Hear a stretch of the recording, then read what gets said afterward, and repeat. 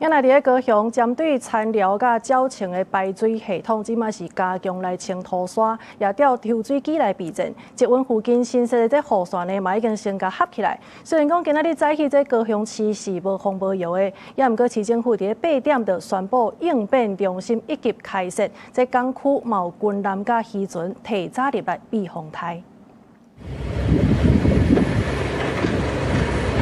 4月大概手較無效，因為6月底大水庫和高雄殘寮的二人溪做大水，才過無半個月，佫撞到把規風台要來。這陣啊，市府甲河川署攏在加強疏浚塔管爆發，車到下晡嘛先調3台抽水機來遮囥，隨時做應變。水利局表示，包括沼清、公山較到淹水的地點，攏有提早做應變，毋望甲災害影響降到上低。水利局已在岡山區嘉豐路布設大型發電機組。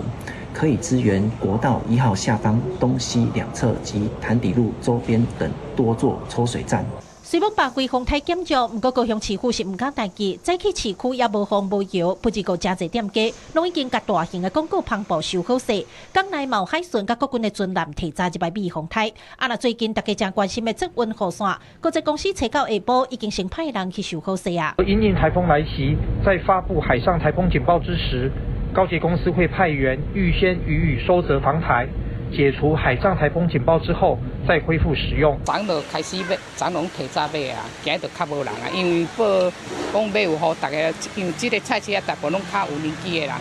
攏會驚跋倒啊，所以攏較無出來啊。趁着早起風雨也未一擺，若傳統市場的攤商出來排檔做生意，市府各局處也把握時間加強路樹的修整，也有清水溝。氣象署嘛提醒，南部地區愈晚風雨會愈明顯，民眾千萬唔通大意。記者柯家做邱朝陽高雄場報道。